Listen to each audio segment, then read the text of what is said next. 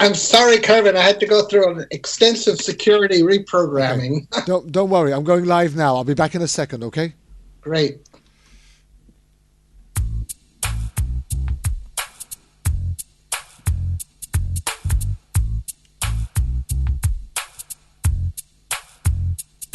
Already did my time. I paid for my crime. Already did my time. I want to say it's a big good evening coming out from me, Kevin Julian, on World Jam Global Radio, on another special edition of Issues Today. Already did my time. You're going to have to hang fire with us. We're trying desperately to Already did my time. get all of our guests included on this show. Already did my time. I paid for my crime.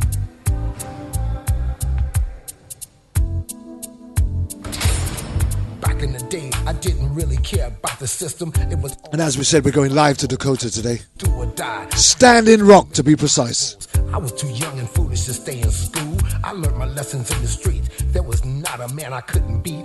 I was good with my hands and very quick on my feet. I was swimming in women. I had girls all over the street. I was getting money. Life was so sweet. Now things have changed. The whole game has been rearranged. I'm a changed man. Don't need no gun in my hand. It ain't about being no gangster. Life is too short to spend it all in jail. Live today we have Adam Dubbin. I paid for my crime. We have Jim Greywolf Pedrucci. And we also have my co-host, Dr. David Ramey. Already did my time. Although we are having troubles connecting with James Greywolf at the moment, please be patient. We are desperately working hard behind the scenes. Already did my time. I paid for my crime. I was a drug dealer, sold more drugs than Superfly, but I never got high on my own supply. I'm not proud of what I had to do. That's why I'm telling my story to you and you. I had to repent. I must admit, I was doing all kind of stupid shit. Now sit back and think it over since I've gotten older. The life I used to live, I wouldn't do it again. I was young and dumb, my brain was so numb. I was a real Forrest Gump, but I was nobody's chump. Me and Billy the Kid had a lot in common. I was the real Terminator, much meaner than Arnold Schwarzenegger. I'd chew you up and spit you out like a real alligator, especially all you haters. The opening statements are going on right now. He could be facing life in prison.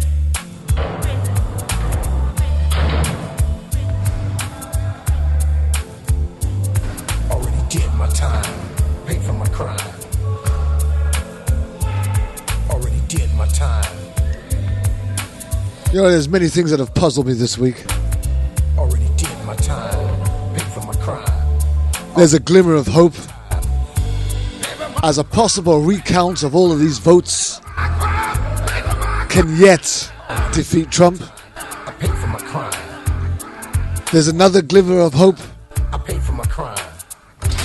I'm trying to get this felony off my back so I can get my life on track. That the college votes like an ordinary could go against him, and my message to all of my friends in the pen, statewide, world. But as the whole world focuses on Donald Trump, I was good with my hands and very quick on my. What's happening to young women and children in Aleppo, I was getting money. Life was so in Syria, now things have changed. is absolutely heartbreaking. I'm a changed man. Don't need no gun in my hand. And as the authorities step up Life is too short to spend it all in jail. their aggression against the protesters at Standing Rock, that's where you're going to find us in just a couple of minutes' time.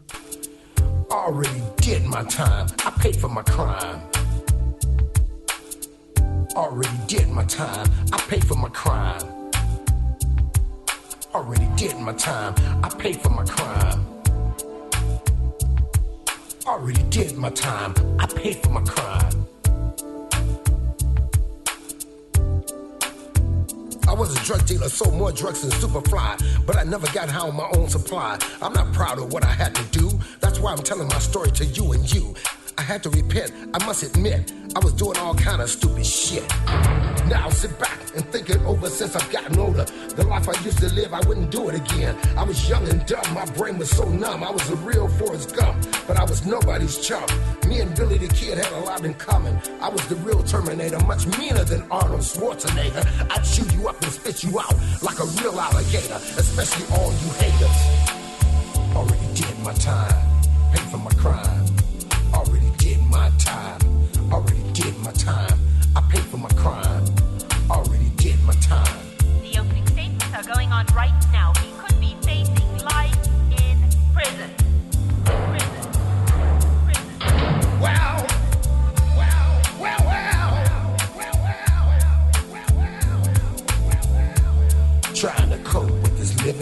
Well, it looks like we've got everybody online now.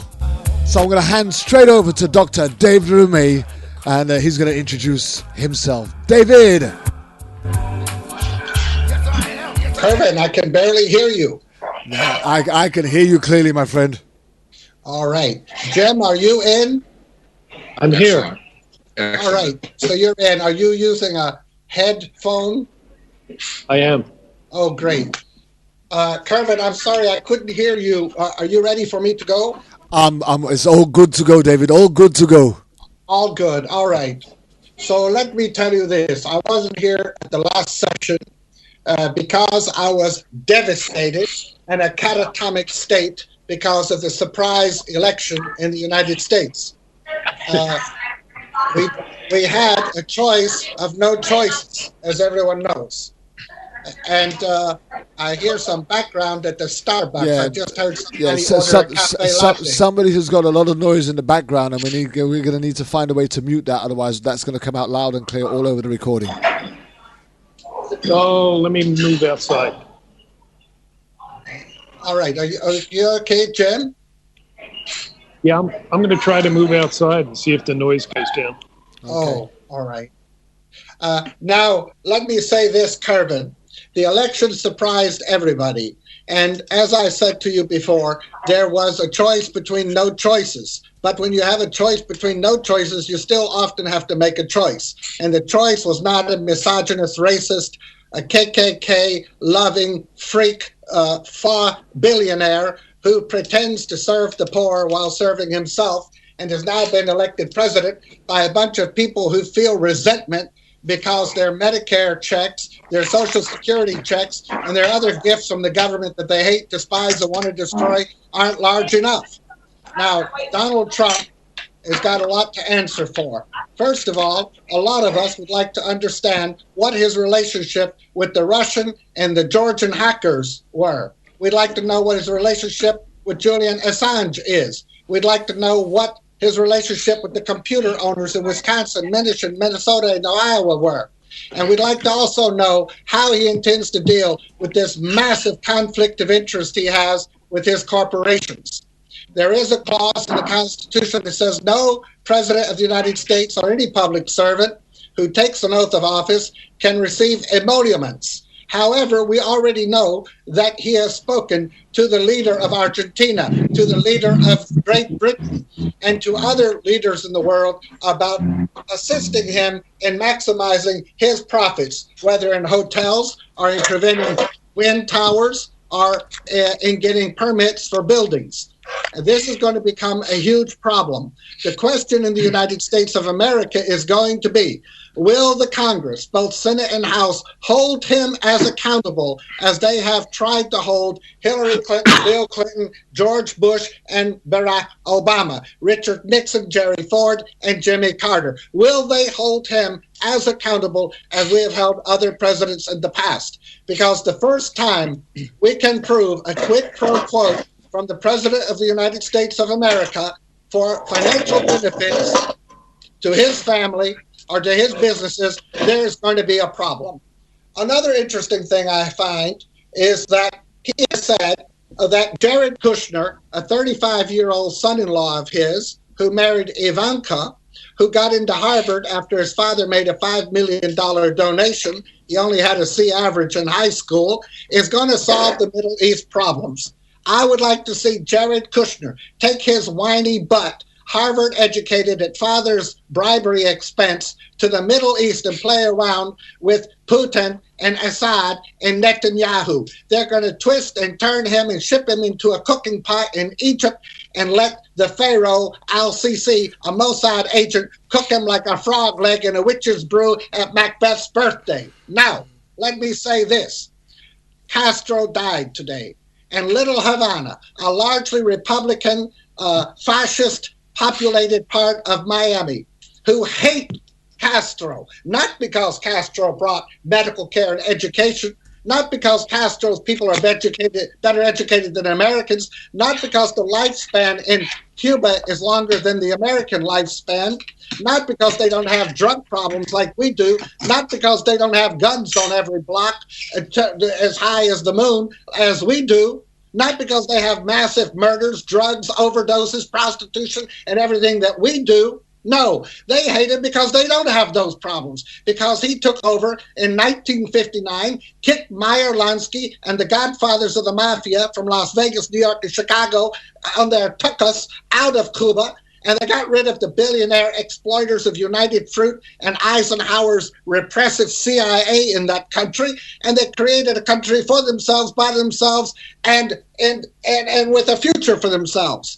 And that's why the Americans hate him, because the very people who flew on Christmas Eve and New Year's Eve in 1958 and 59 to America were the upper middle class and rich Cubans who lost their plantations, lost their slaves, lost their privileges, lost their foreign bank accounts, lost their hotels and casinos and gambling profits.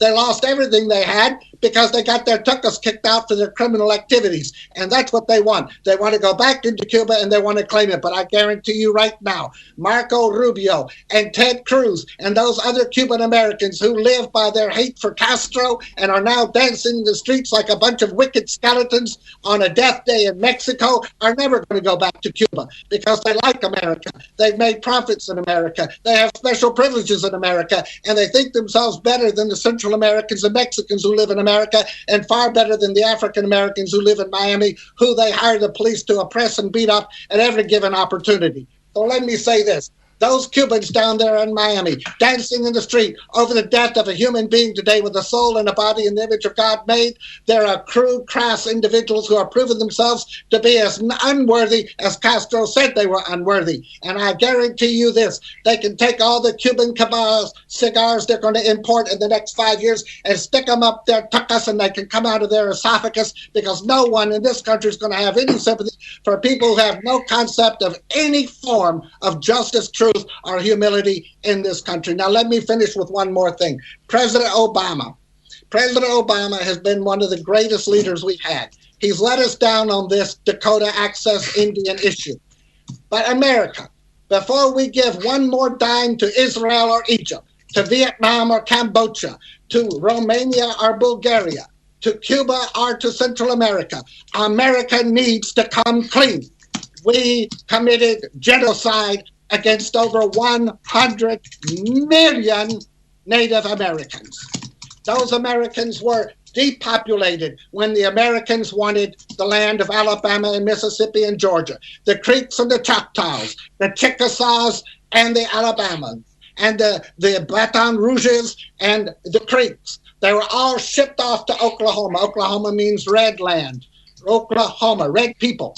And they shipped them to Oklahoma, took their land, stole their land, created states, put slaves on those lands, oppressed Africans in those very lands where the Indians had lived in freedom and dignity for so many centuries before the European genocidists came to this country. And now they shipped them to Oklahoma and Dakota and elsewhere.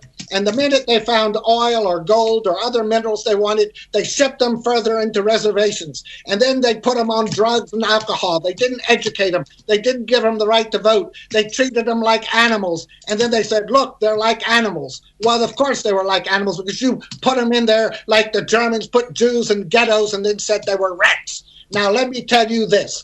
Before we talk about Cuba and these other countries like Israel that get billions and billions from us, we need to focus right now on making it right for the American native, and that means the Indians, as the most Americans call them. We need to make it right for the Choctaws and the Chickasaws, for the Sioux and the Crow, and for the Pisneers and everybody else. I am sick and tired of this Congress doing all they can to deprive the Native American, to kill him off, to kill his children, to give him blankets full of smallpox and polio and other diseases, and to take his land and his gold and his oil, to dehumanize and to delegitimize. And before this country can ever go right in the future, we have to make sure we make it right with those people who we should honor with all of our hearts and make right with all of our assets. And that I wish President Obama, who has done so much for this country, but also so much for the 1%, needs to start doing for the Native American. And that's the way it is in America today. Oh, thank you very much, David. And that is the way that is in America today. And we're going to hear so much more from David as the show goes on. But before I introduce my two guests, who I cannot wait to introduce to this show, there's a couple of things that I want to just lay out. One of the reasons I decided to do this show was what's taking place in Standing Rock is actually not making it as news here in the UK. In fact, I cannot recall a single news bulletin here in the United Kingdom where the issues that are taking place for the Native Americans out in Standing Rock has actually, never mind being a headline, has even been in the sub-headlines or even an afterthought in the headlines or even just a news clippet somewhere. The only place that I've been able to keep up to pace with what's taking place is via social media. But here in the UK, there's absolutely no news of what's going on in Standing Rock. And that really troubles me. Now, before we go into the concepts of this show, let me be ignorant in explaining this in layman's terms. You see, here in the UK, we grew up watching the old Cowboys and Indians, and I'm going to lay down the ignorant way, right? We grew up watching the Cowboys and Indians. You know, we grew up watching John Wayne and Richard Widmark and all of these guys. But the one thing that was clear was that these were prospectors that were going out into the Native American Native Indians land, and then I remember when we watched Dancing with Wolves and they were sat down in the teepee in the tents and the chief said something like, and I can't remember it word for word because I haven't watched the movie in years, but he said something like, what they didn't like was they came and they took. They just didn't ask. They just came and they took, and they just didn't ask. And for me, for centuries, for generations upon generations, they have continued to take without asking. And now what it appears to be, and just imagine, even in your ignorance here in the UK or anywhere else in the world where you might be listening to, right? Just even in your ignorance, imagine where you lived, where you resided, where your children played, where you went to work. All of a sudden, right, some big corporate company turned around and said, we just want to come and put a pipe through here, right, which was your home or your hometown or your home village or your home playground or your home school or whatever. I mean, the whole place would be up in uproar, and you'd be writing letters to your MPs and the politicians and going to picket outside the Houses of Parliament and trying to going to the media, the TV and the newspapers and trying to get some support, drum up some support and some protesting and you wouldn't stop until you got what you wanted. But that's not even the half of it. Because what we are talking about taking place in Dakota goes far deeper than just the concrete and the bricks and the mortar that you see here in the UK and in other places. We're talking about... Okay. We're talking about places that... Okay.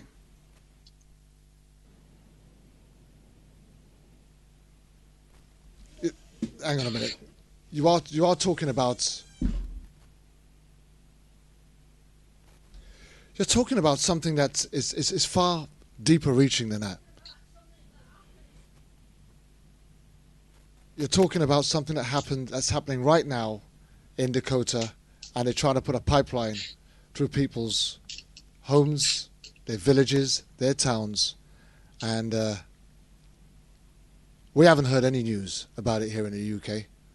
But first and foremost, before we go any further, let's introduce our guest. First, let's just introduce Adam Dubbing, and he will just give us an understanding of who he is, what he does, and why he's here today. Hey, thanks for having me, Kervin.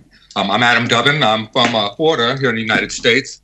I'm with an organization and a documentary that I'm making called Save Florida Waters Now at SaveFloridaWatersNow.org. Among many things, I hold a master's degree from the University of Bradford, West Yorkshire, in environmental archaeology, which was where I draw a lot of my expertise and knowledge from. And so what I'm focused on is some of the other pipelines going on in America. It's the North Dakota one is the biggest one that we're facing right now and the one that's getting the most attention, but it's actually an endemic problem that we're dealing with all over the country.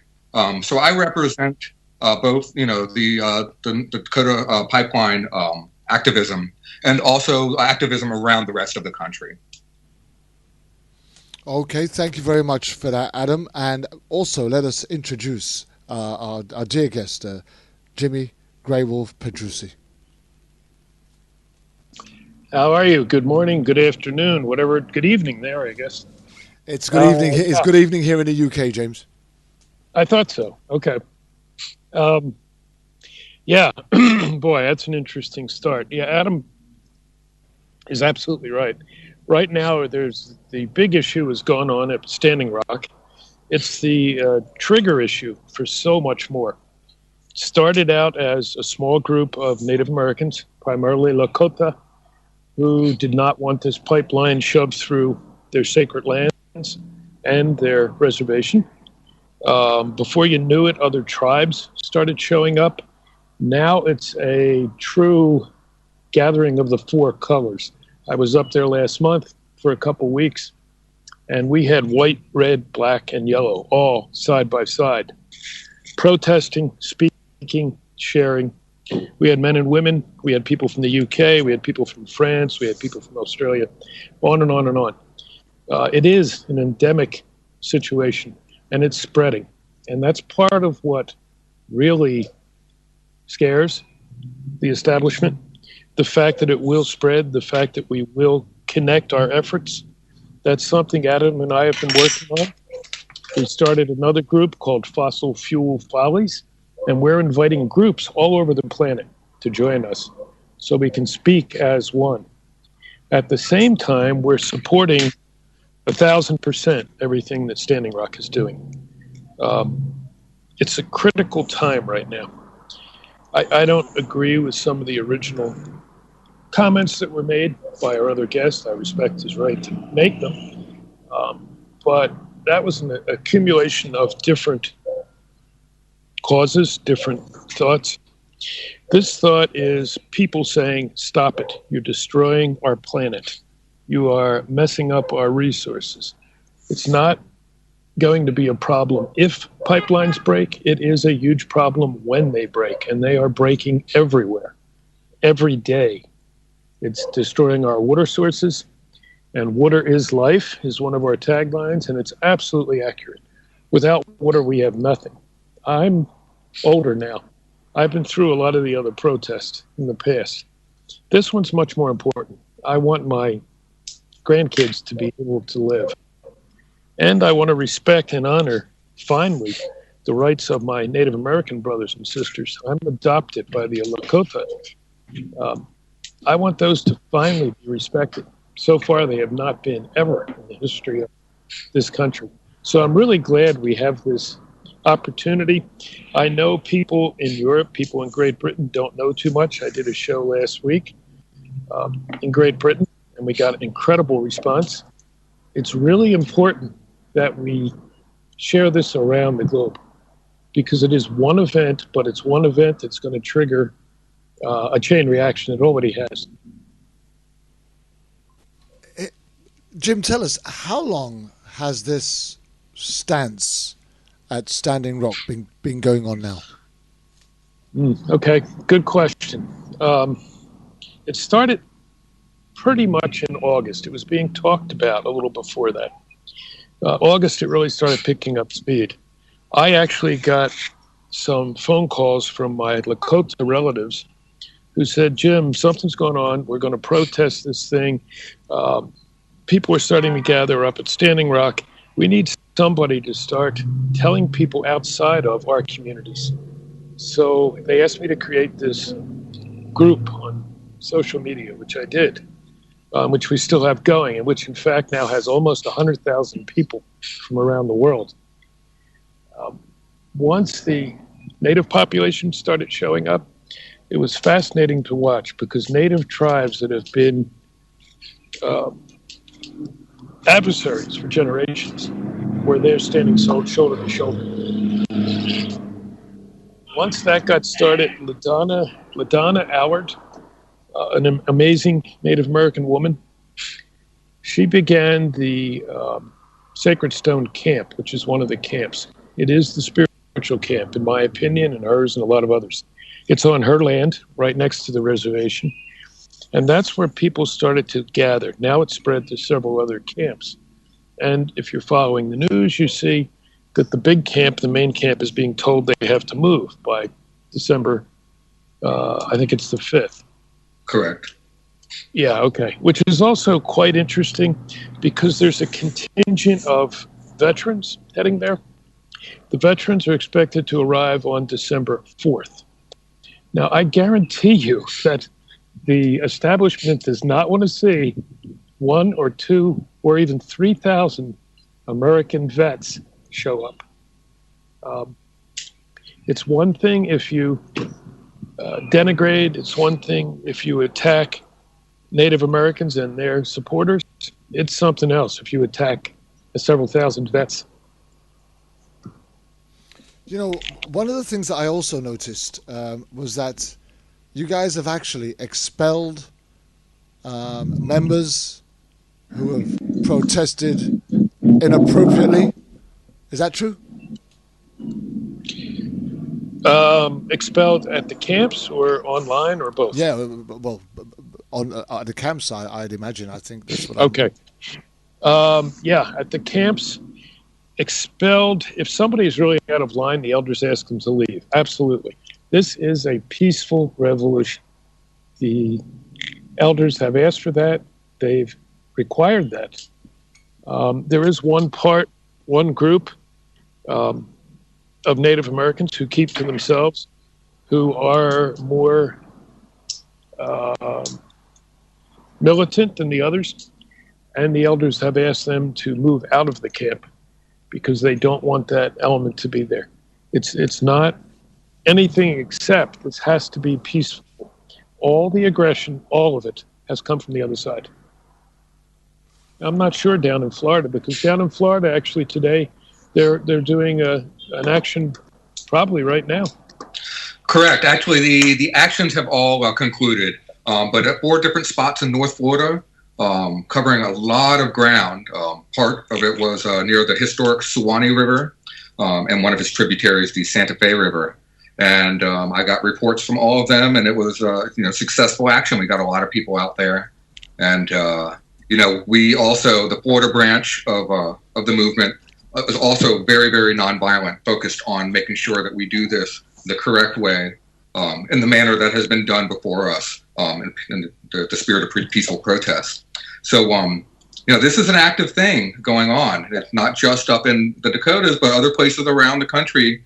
We're starting to finally wake up, which I hate saying that because really we should have woken up. We should have been awake all this time. I was just thinking earlier today about the Exxon Valdez spill in '89. These things go on back through time a long, long ways. And we have a very longitudinal view of what we're looking at here. And one of the things that really bothers me about some people's approach to this is they say, well, this is part of progress. But the truth is that the hydrocarbon industry, oil, natural gas, all that stuff is not part of progress. It's not the future. It's part of the past that we're holding on to, that some industries just don't want to let go. They're spending $3.7 billion on that pipeline up in the Dakotas. They're spending $3.2 billion on 515 miles worth of pipeline through North Florida that goes through some of the most beautiful, cleanest waters in the world. And that's not a hyperbole. That's a real thing. But also extremely exposed areas of the aquifer and has a lot of potential for disaster. Really, that $3.2 billion should be spent on solar and other methods of renewable and or energy sources that come from the sun, wind, etc. So that's what we're dealing with here. Really, I like to say sunshine, not pipeline. Let me ask a question. Considering the billions of dollars that American corporations and Canadian corporations and others have invested in the pipeline, and knowing how much of it has been completed, and that the only, so to speak, twist in their game plan is the nonviolent protests currently going on in the Dakotas. How are you going to respond as the active agents in trying to prevent this if Trump comes in, as we expect, and greenlights the program and uses all the forces that the government has in terms of National Guard and domestic police to prevent any type of inhibition of their plans? Either one of you can answer. What do you think? Jim, you go first. Yeah. I mean, I have something of an answer for that. Okay. Go ahead. Okay, so, well, I mean, David, one of the issues that we're having here on the left side of the aisle here in the United States is that there's sort of an element of spinelessness to us progressives and liberals, and we're seeing it. What's going on with this election? If the election was switched in the other direction, you would have the GOP, banging doors down and going nuts about recounts and everything like that. Whereas, so this is sort of a problem we've had on our side of the aisle for a while, because we want to do things peacefully. We want to do things the right way. We're that kid who goes down to the basketball court and hopes that everybody plays, calls their own fouls and, plays by the rules. But in reality, everybody's really tough and nobody plays by those rules. So to answer your question, we're going to be as peaceful as we can for as long as we can because of our principles. But there will come a point of time where there will be people who just won't take it anymore. And that's, where things become more, aggressive. But that's not going to be a very centralized event. I would expect that to be very diffuse, and which would make it even harder for the central government to combat. I certainly wouldn't want to see it centralized because then it's easily decapitated. But that's my basic answer to your question. All right, let me, Jem, I want you to follow up, but based on what Adam just said, I would like you to add on to that, because I know you are committed to nonviolence. I want you to add on to that.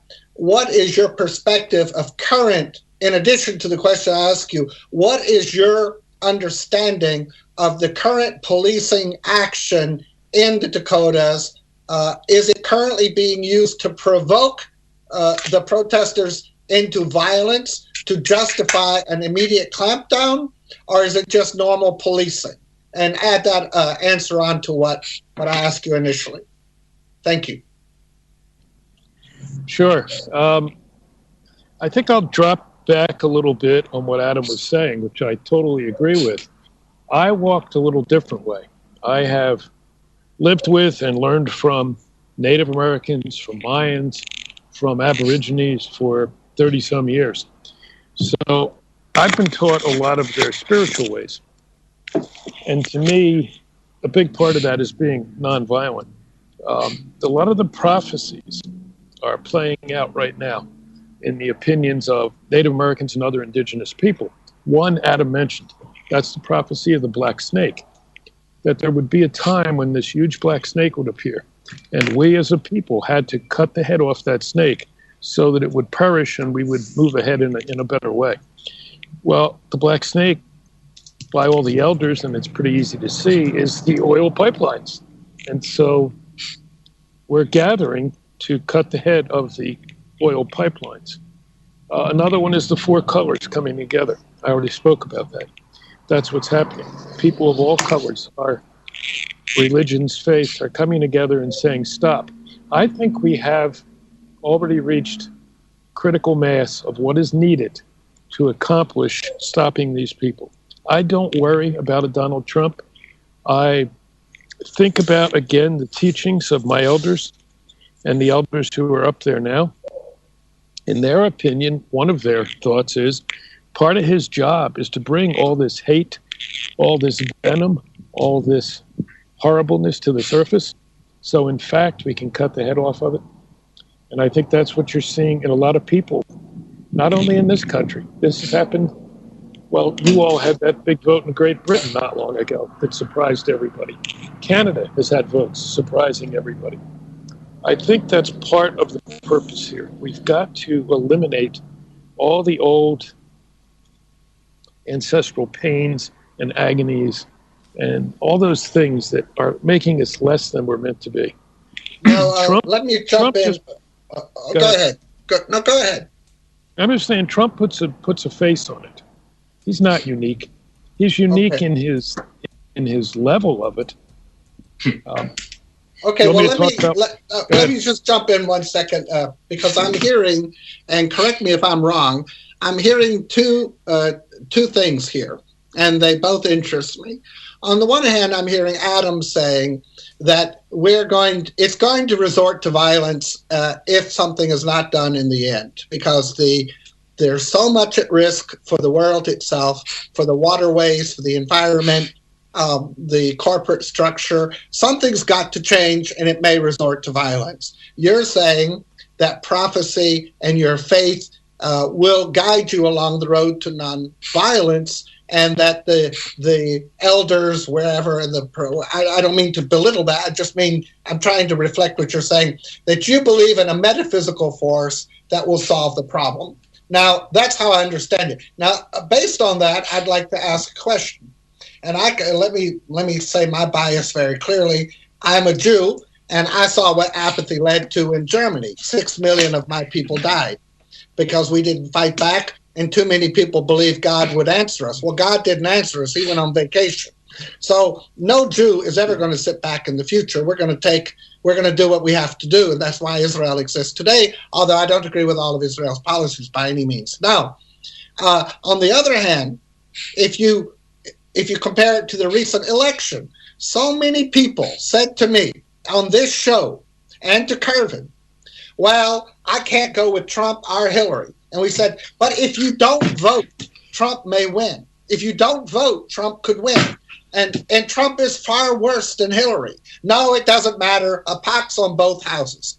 Well, their inaction led to the worst imaginable in my mind. Trump and his racist, misogynist, capitalist structure of greed took over. Now, Hillary wouldn't have been perfect, but Hillary would be there for 4 years, and we'd move on after that, and we'd preserve a lot of the freedoms that Obama brought us.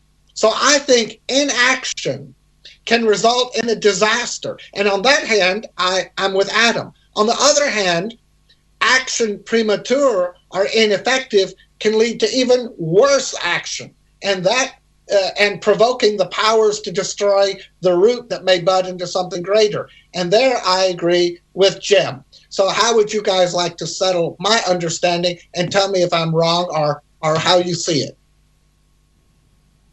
I mean, I'll answer that. You have some salient points there. I'm Jewish as well, so I understand what you're saying about, taking action and not being, not letting the situation walk all over you. I mean, I'm sure that you, like me, have entire branches of your family that don't exist anymore because of that. Right. And I can certainly empathize with that.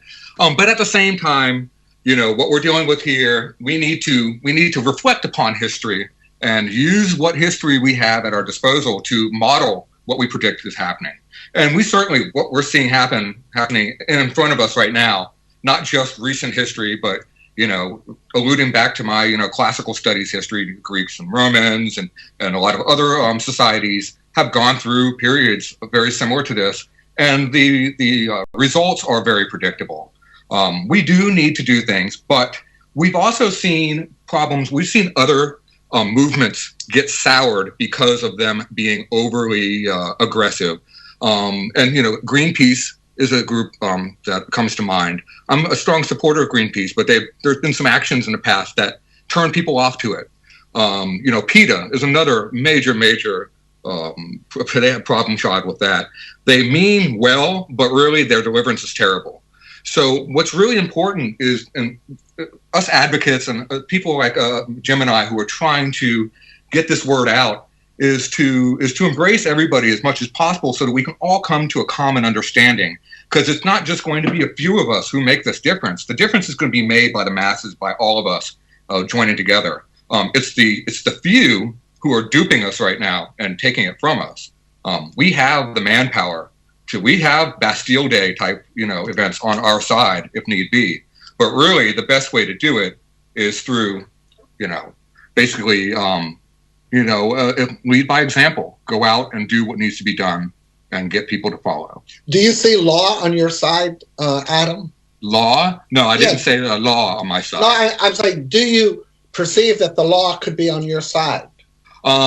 I mean, the law is the law. So the law can be on any side, really, based on whomever is observing it or whomever is interpreting it. So that's where lawyers come in and such like that. An example of how law does work in our favor but doesn't, right here in Florida, is a great example. We have some excellent environmental laws on our state books. Really, really great laws. But they aren't worth anything. They're not even worth a 2 cents because nobody enforces them. So here in Florida, we have the laws on our side, but nobody enforces those laws. So those laws don't really do anything. So that's kind of that question is really a lot more broad than a dichotomous yes or no.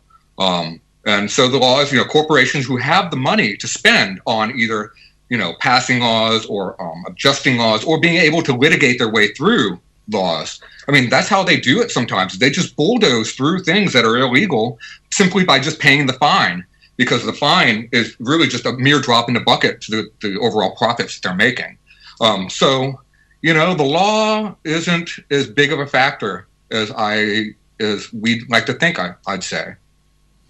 Now, Grey Wolf, when you answer this, I'd like to ask you also to address what Adam said in terms of if one side does go toward a more, let's say, physical advocacy, and your side, say, for example, doesn't, would that give the powers, those in power and who want the pipeline, would that give them the ability to divide their opposition?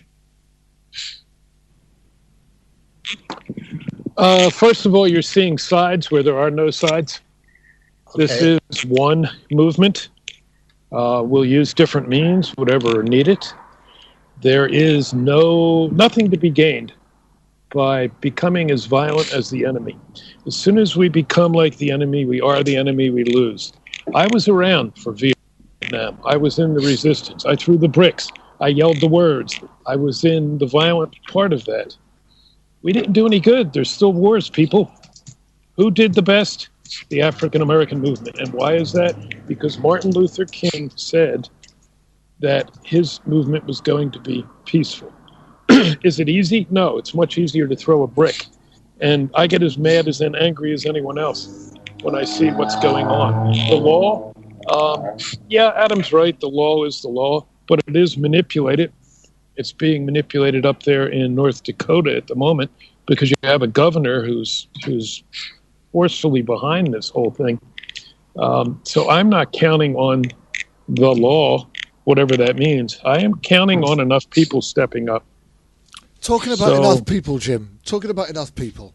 How many people would you say are out there in Dakota supporting the protest as we speak, roughly on a daily basis?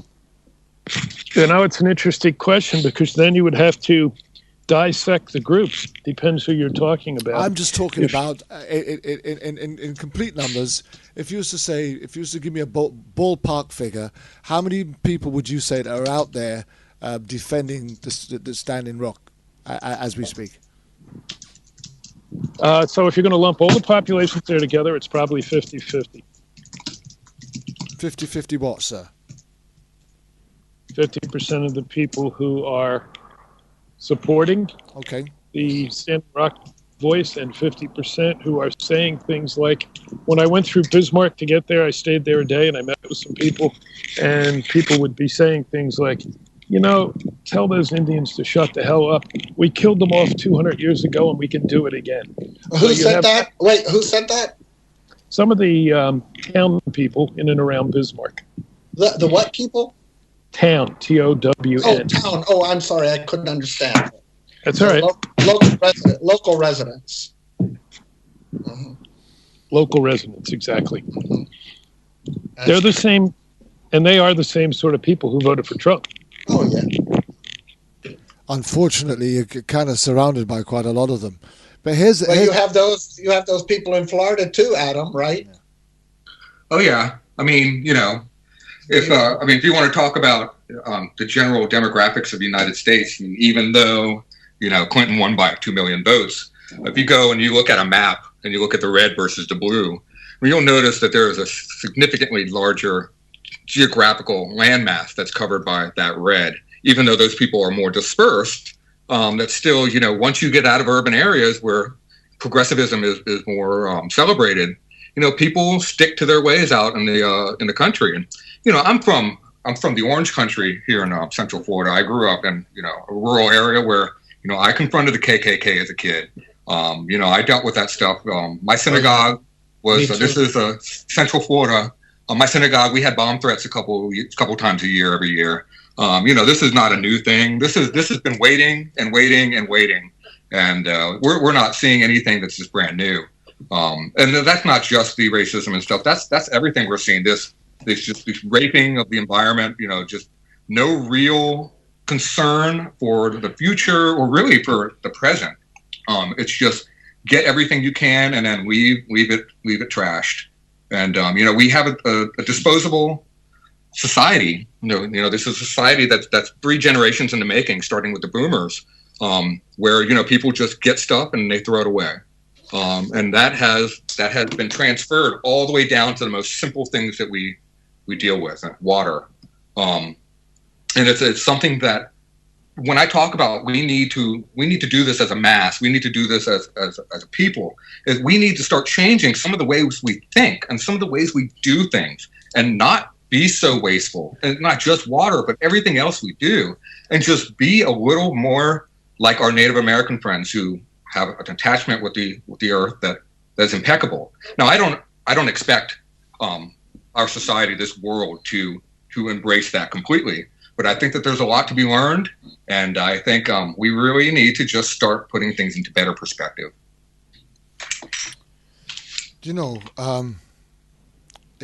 If we're going to get this message across, we're going to have to go much deeper than this.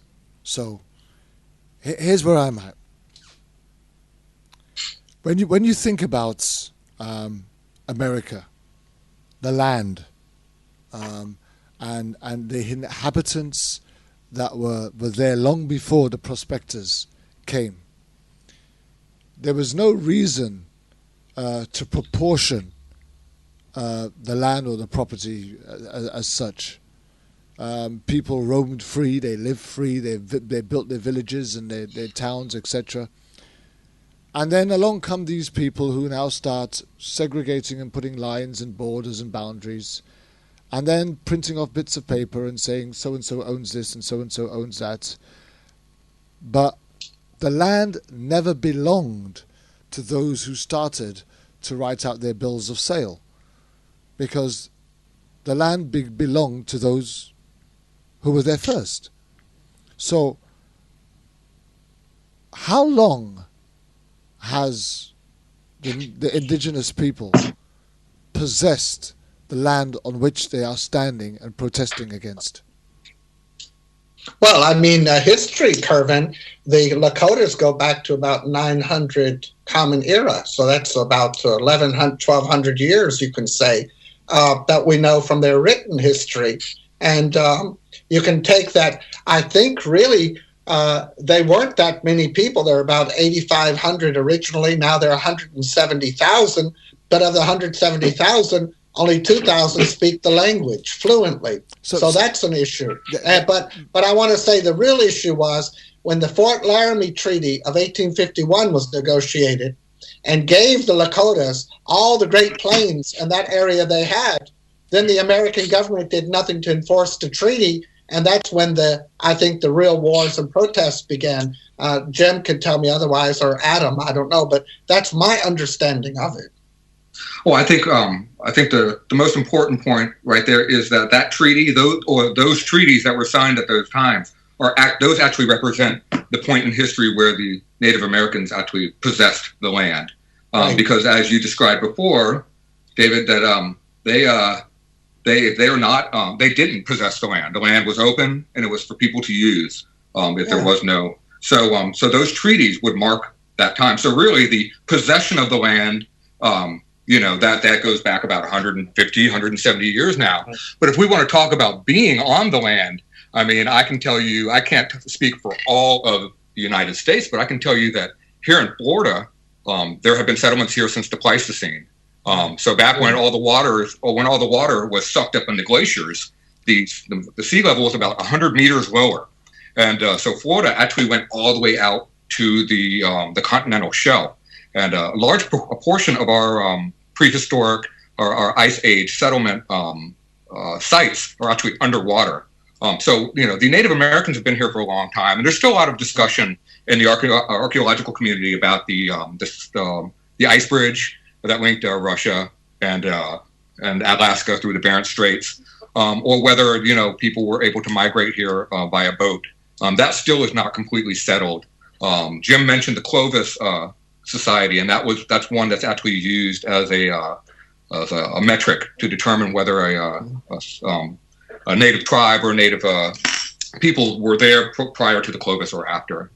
So the heritage that the Native Americans have with this land is significantly greater than, say, what we Abrahamic religions have in the Middle East. They go back much, much further on this land than we do in Jerusalem, whether you're, Muslim, Christian, or Jewish. These people truly have a right to. Yeah, I was answering in terms of the Lakota people, basically, which moved up from the Mississippi around 900. But you're right. Of course, we go back to the Ice Age, probably. So if Florida was settled in the Ice Age, in order for them to get here, they would have crossed through the Dakotas, or at least maybe a little further west. So they've been there for a long time. I get that. Now, here's the thing for me. You see, if we start talking about saving our planet and all alternative resources, there are all different types of groups and organizations that are dealing with these type of worldwide process, etc. But and yes, I'm all for that, saving our planet as well. But most people unfortunately don't subscribe into that argument.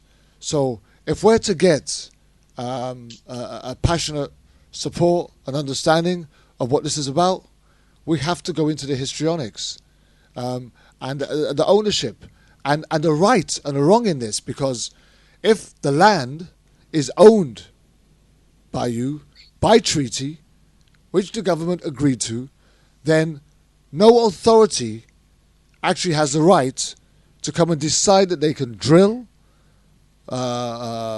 part, or create any kind of development in and around that land without first gaining the permission and the approval of those who own it. That's just common sense, right? I agree with you wholeheartedly. The problem, though, is that there is a long history of precedent set of not complying with all of those things you said. So while, yes, on paper, you're exactly correct, that's just not the way it's been playing out since the moment those treaties were signed. So hence my ignorant statements based on the film Dances with Wolves, and I can't help it because that's what we got to see back here. Right, I still love this little piece in the tent where the chief says they came and they took, they never asked, and for me it's that poignant moment where you get to understand that there's been no communication with those who live on the land. And you're trying to think to yourself, well, it's like, this is my house, this is my home, this is where I live, and I'm talking about my house now, where I am here, right here in the UK, right? I've got a lovely 4-bedroom house, nice garden out the front, nice garden out the back. Me and my kids live here. I go to work from here every morning. I love waking up in the morning with my daughter, and one day some guy pulls up outside in his nice fancy Jeep and says, do you know what? And I own this house. This is our house. I bought it. This is my house. It's my house. And this guy pulls up outside in his Jeep and he says, we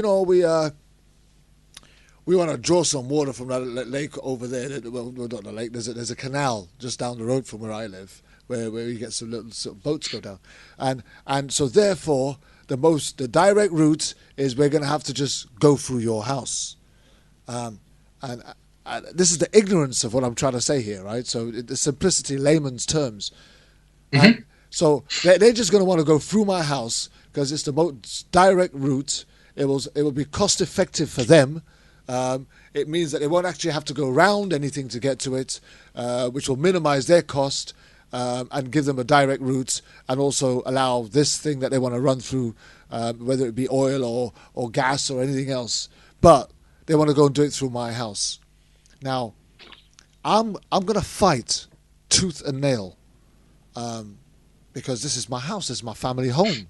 This is where my children are born, and this is where they grow up, and someday I hope to leave this to them as an inheritance.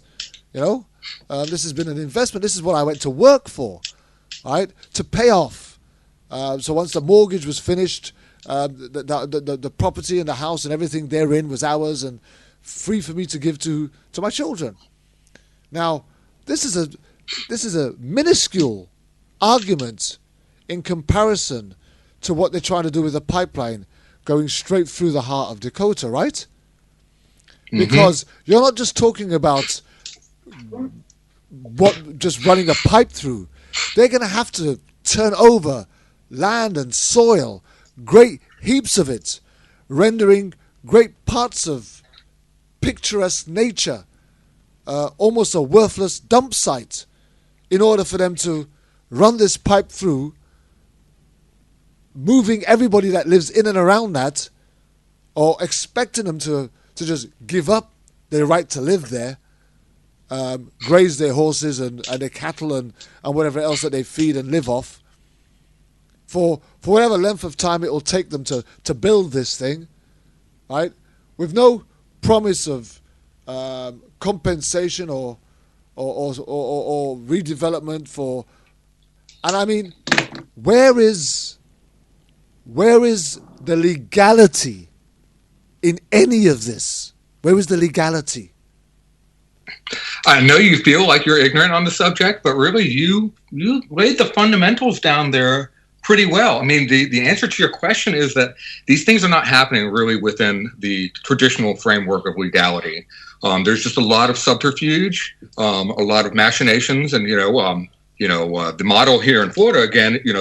These companies would they would quickly have their public hearings if they had them, but would spend money to make sure that it was suppressed. And then as soon as they had any leeway, maybe not even all the permits signed, but just enough permits to get started, what they'll do is they'll drill the most sensitive areas first.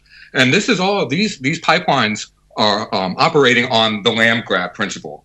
And this is really the same principle as we were just discussing about, the expansion of the United States taking Indian lands, manifest destiny.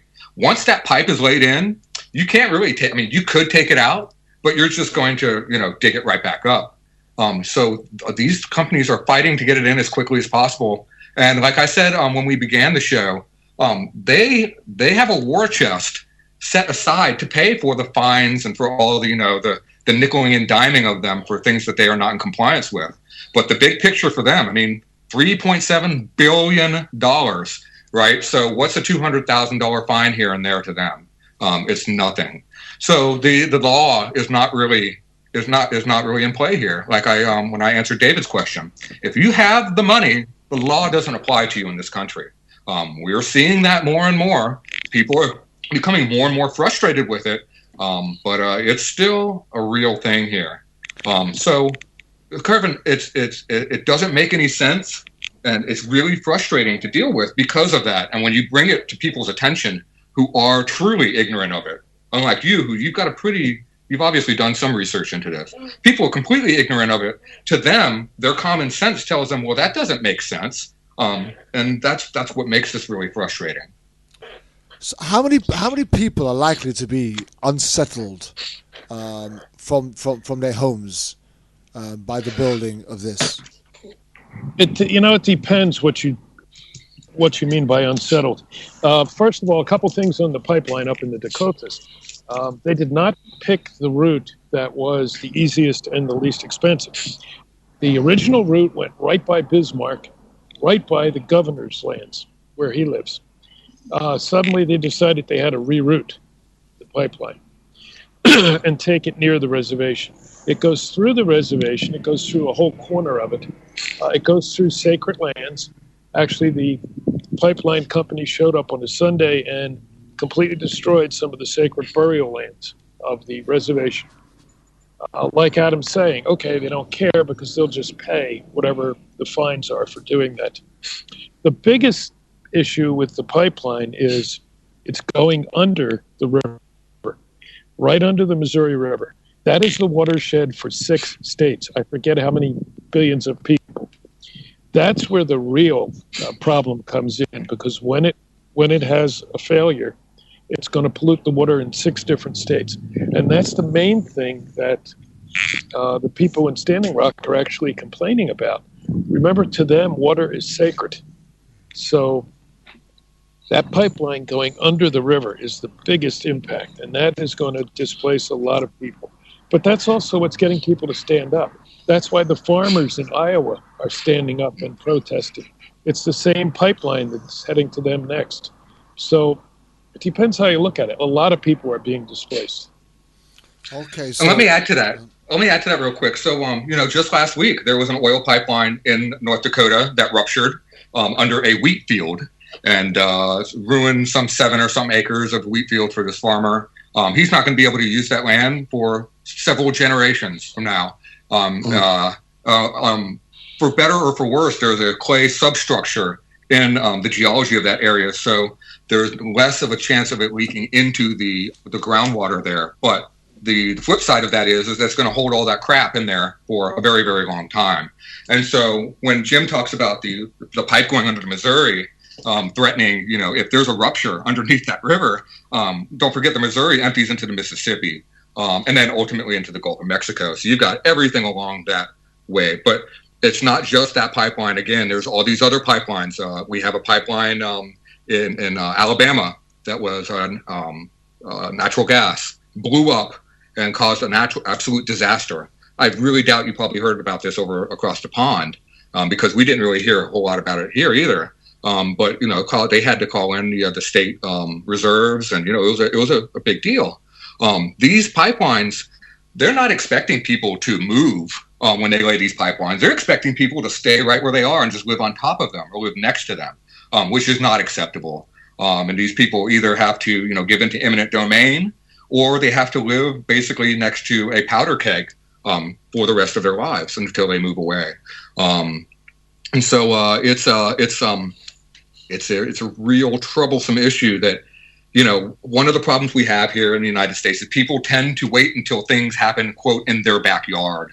And then once it happens in their backyard, they scream, not in my backyard.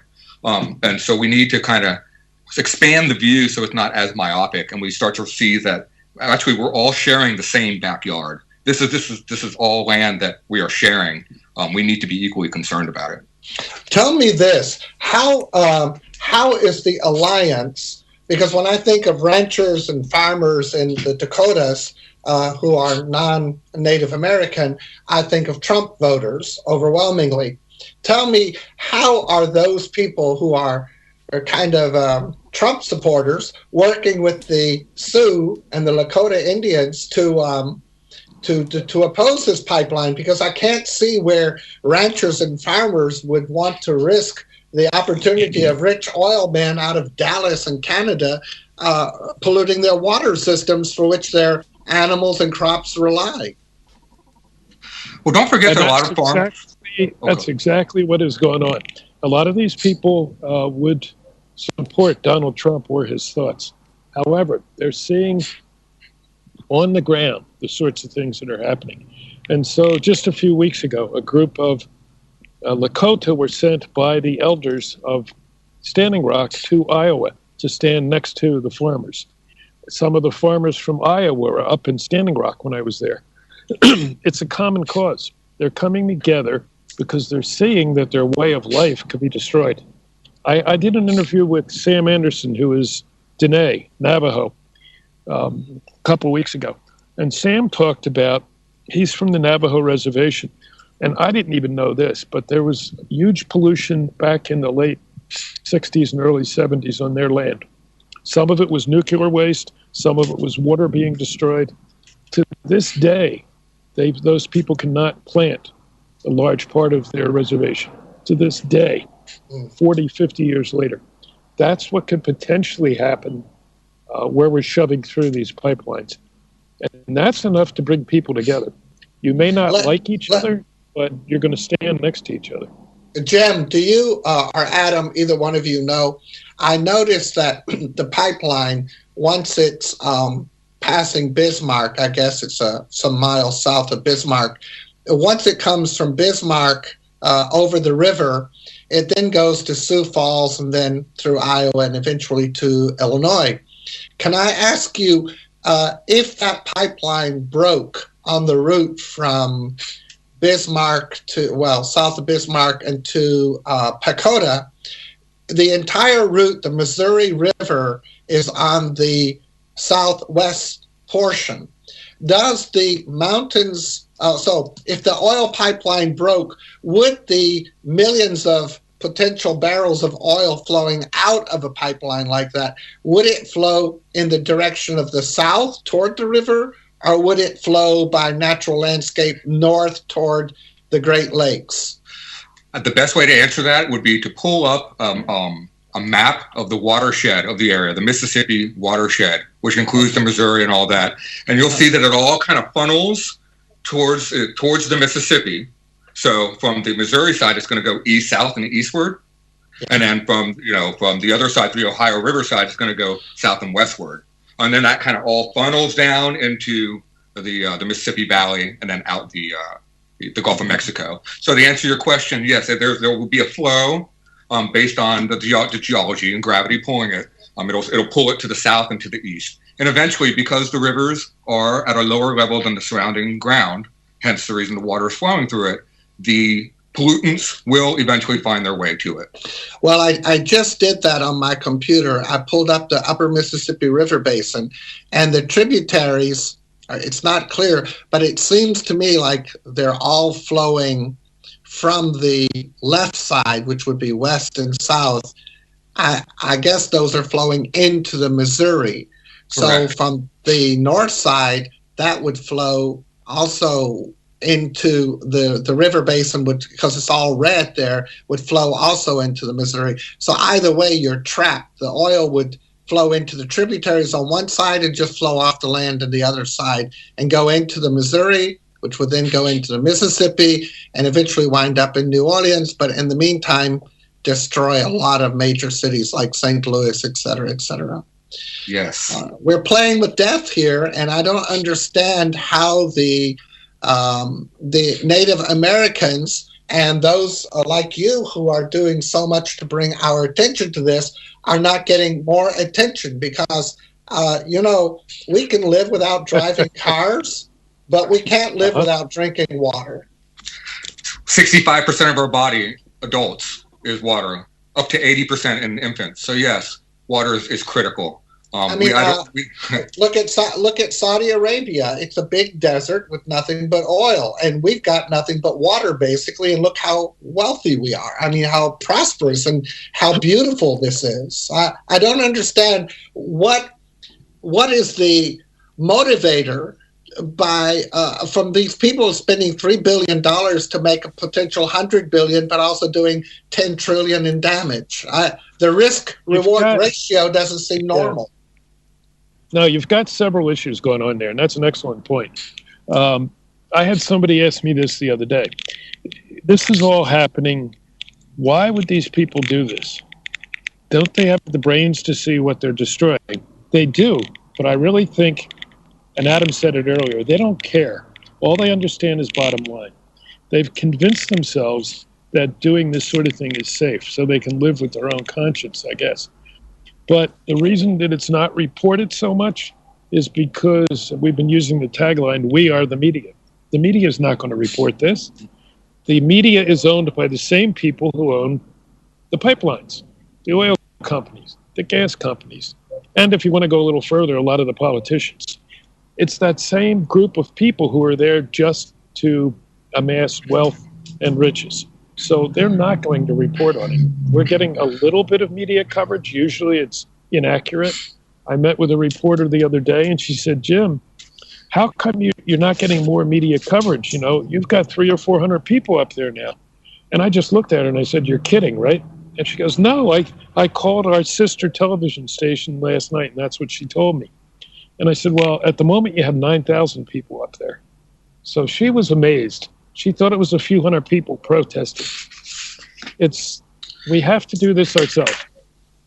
You guys are doing a We Are the People sort of radio show. I doubt you have a lot of wealthy sponsors who are paying you to be on there. So you're getting the word out. That's what we have to do. Yeah, and I want to point out, again, I often like to take a step back and take a look at society as a whole here in the United States. And you know, we have this cult of money here that we've been growing in since really like the 20s and 30s. And there's, you know, it's been said that Americans think of themselves, Americans who aren't millionaires think of themselves as failed millionaires or future millionaires. There's this gravitation towards money and people who have money. And we saw it with this last election, especially highlighted. But a lot of people look away. A lot of people don't care because in their mind, what they need to do is get their money. Cash rules everything around me, as Wu-Tang told us. And that's just the way it is here. And that's why people just can't get invested in it, because they have in their mind that they need to make sure that their mortgage is paid, that they live in as big of a house as they can, in the best car, making sure that they're living absolutely at the end of their means, if not beyond their means. And these are people who are more concerned with, you know, their little everyday bits and pieces than the big picture. And, you know, for my documentary and for my project, this Safe Water Waters Now that I'm doing, I've reached out to the people on the other side. So I want to know why they think the way they think. I want to know how they build their opinions. And I find that a lot of it is just not built on it's just built on self-proclaimed ideas and self-proclaimed facts. People get comfortable, and we are creatures of habit. Once you find your comfort zone, you don't want to change. And we can say that about almost every aspect of humanity. And that's what we're fighting against. We're fighting against our own nature. Adam, I would like to add also, and Jim too, I'm a keen observer of human nature. Not that I'm any good at it, but I observe. And I've watched carefully how WikiLeaks and the Russian FSB and Donald Trump encouraged it. Republicans added to it. The 17 national intelligence agencies admitted it, that these hackers were spreading false news all over Facebook, Twitter, and everywhere else. And Trump definitely profited from that kind of false news. So I looked up to see what some of these same kind of Republicans and business leaders are doing in terms of learning from that false news scenario. And I pulled this one up, and I'd like to have you comment on it and then tell me how you think that we who really do care could fight against it, and the Native Americans won't fall into the trap and kind of be somewhat tarred and feathered, as was Hillary Clinton, for things that she didn't do any differently than anyone else in terms of her DNC leaks. I mean, politics are dirty. Both sides did it. Hers were revealed. So this is what I found. Oh, I know all about Adam. This isn't you, Adam. This is a guy called Alan Adam from the Athabasco Chippewa First Nation. Gotcha. I know the tribes, pro and con, very well. I know who gets payola, and I know the bands, the tribes that are working to better their people and who negotiate with oil companies in good faith. But others won't let them do it because most Indians, quote, are never in anything except the money, and that Mother Earth love is just shit. They are paid war ponies by other corporate sponsors. See organizations financed by billionaires, the Rockefellers, etc. And they pay off these tribes to be pipeline, and they have no problemo taking big money. And they have no problem either in trying to prevent other tribes from negotiating in good faith for corporations to use their land. I just had one up here that was busted, a, quote, rental chief scenario for a chief to appear with Neil Young. Adam from the Athabasca Chippewayan First Nation paid him $55,000 for one night on stage with Neil. Not bad, How are you guys going to address those kind of situations? And it seems to me that spreads pollutants in the air among those who are willing to support you, but then become somewhat leery and untrusting. Yeah, of course. And we deal with this online all the time. Right. Yeah, I mean, we've got 100,000 people on this site now. So we get a lot of this. We get a lot of plants who are in there, who are part of the oil establishment, and they start spreading this sort of stuff. You know, first of all, just back up a little bit. I've worked a lot with indigenous people. I have total respect for my Native American brothers and sisters. However, they are people as well. And people are people. So there are people on all sides willing to take the money and look the other way. That doesn't mean the majority are. They are not. Most of the tribal governments are well run. Now, they can get into their own internal debates, and they do. But, you know, you're going to have that sort of thing happen anywhere, absolutely. Overall, these groups that are protesting are there for the right reasons. And that's all we keep putting out there. Those who are going to believe that sort of nonsense, you know, they keep putting this out. They put out things, the police and the government up there in North Dakota put out all this nonsense, all this phony material, which you can go online and pull up live videos of the people who are there, and you can see that it's lies. And yet you have that certain percentage of the population who want to believe it, so they're going to believe it. A much larger percent are waking up. And you said something before that triggered me a little bit, and I took a quick look. Just 6 years ago, 28% of the people in America believed in climate change. Now it's 78%. Things are changing. Things are shifting.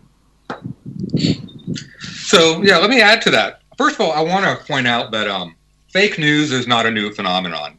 And you all are probably aware of Fox News, and they have been doing this for a while. And but I also want to caution you that the left has a problem with this.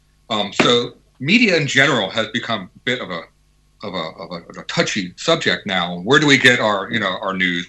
And I'm a big believer in the BBC as one of the the cornerstones of journalism. So we have to be careful about this. In response to directly what you just read to us, there's a lot of red flags in the way that it's written, the language that's used. It's pretty quick.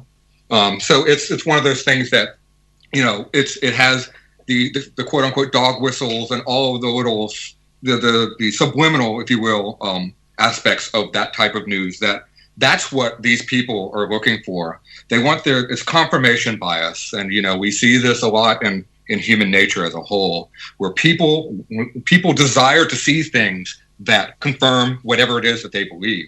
And it's really hard to get yourself to a point where, and I'm not patting myself on the back here as some, the truth finder, but, whenever I come across something that agrees with me too much, I always have to take a step back and say, okay, so why is this? Are we really in agreement, or is this trying to tell me something I want to hear, not something I need to know? So again, there's some things that we need to start doing as people and being better consumers of information. The internet is an incredibly awesome thing, and I wouldn't want the world any different without it. But with great power, comes great responsibility, and that information, we have to be better at dealing with. Tell me this. Thank you, Adam. Jim, I don't know, Adam, you might know this. I know that the percentage of Native Americans in Florida is far less than in North Dakota, I imagine. Tell me, or South Dakota, tell me, are there any Native Americans that you know, Jeb, that are actively seeking higher political office in those states where they'd be in a position maybe to alter their own futures using our system, I mean the white man's system? Yes. Yes, there's actually two Native Americans, a woman and a man, up for election. Well, one of them just got elected. One's going up for next election in the next go-around. There are some Native Americans in government. Most of them are not too happy with that system. But yes, we do have Native American representatives. We have some. We've had some here in Colorado in the past as well. We don't right now. Sadly, Florida. I just wanted to say, Adam, and then jump in. Adam and I are both Jewish, and if you took our senatorial representation for Jews alone, and you multiplied it by the percent of our population in the United States, we would have 44 senators. If we had the population of the black people in America. So can you imagine there are 10 U.S. senators right now who are Jewish, and there's about 1% of America that's Jewish. That's huge representation.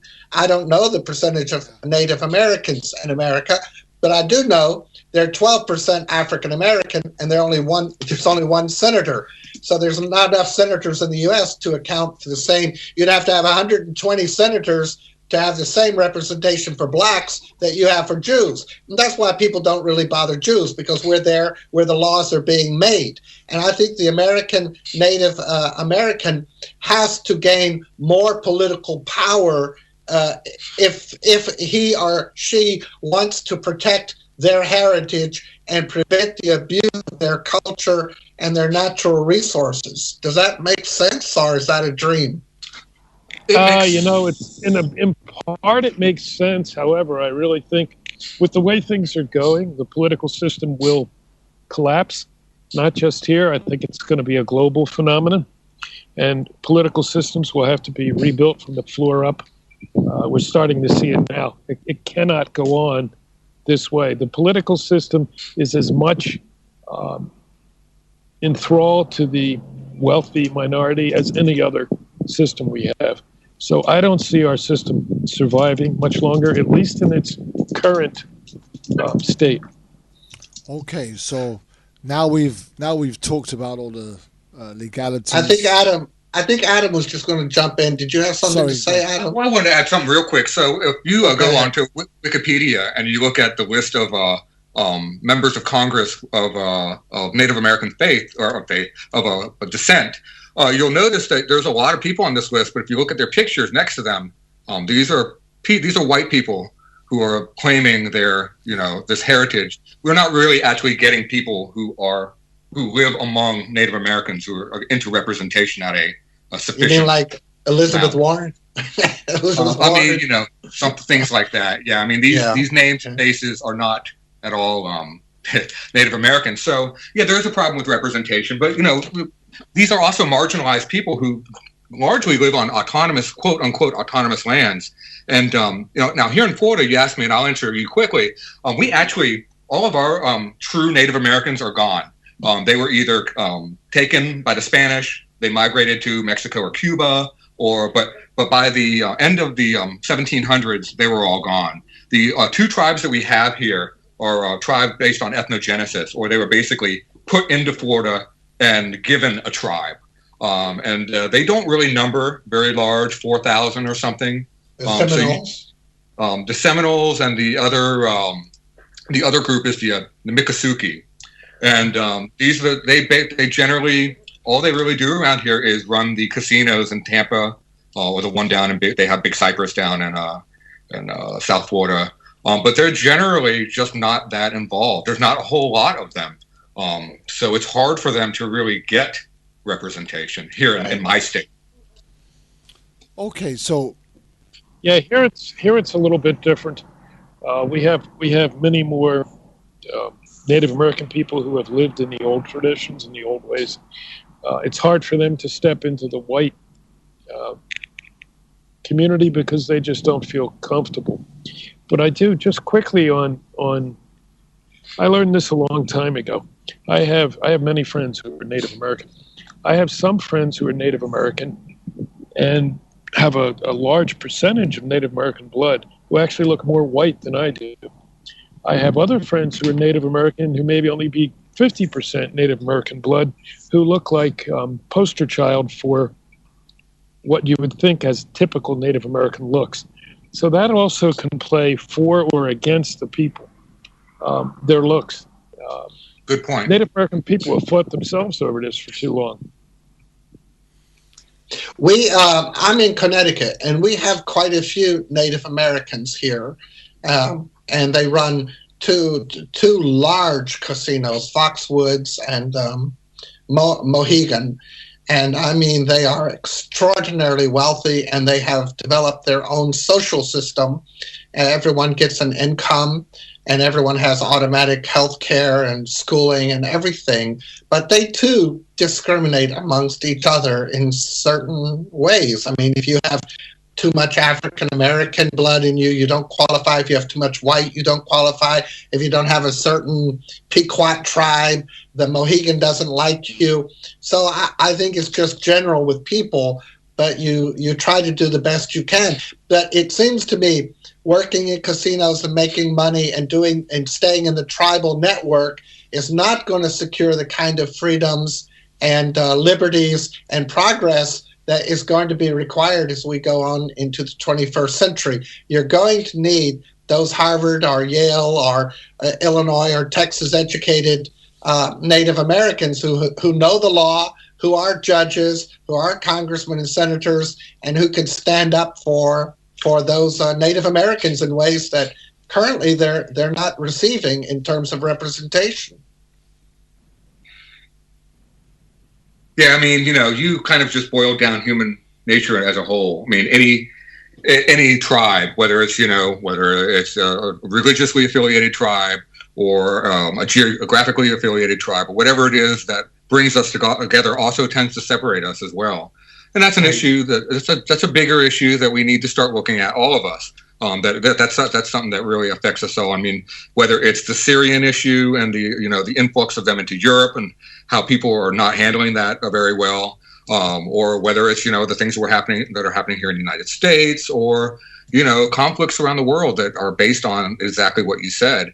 We're going to solve our problems. That's really one of the main problems that needs to be addressed. And but it shouldn't be. It certainly doesn't need to be ignored. We need to keep our eyes on it. We need to observe it because we need to know what we're dealing with so that we can move ahead and we can use the type of language and the type of dialogue to make people feel more inclusive, and to bring them in so that our tribes can grow larger to the point that we no longer really have to consider it being a tribe. And really it's just us the people. Adam, I think you're exactly right. And, Adam, with your background and with Jim's passion, if people like you guys could get together, I'm not telling you what to do. I'm just thinking out loud and getting your views so our audience can see where we're going, I guess, or where we're not going. But, Israel has this program called Birthright. And every Jewish American who wants to go to Israel between the ages, I guess, of marriage age, 18 to 26, is flown over there for free, and it's a big propaganda thing to make you love Israel, to make you become a Zionist, to make you come home as an ambassador, to make everyone feel good about Israel.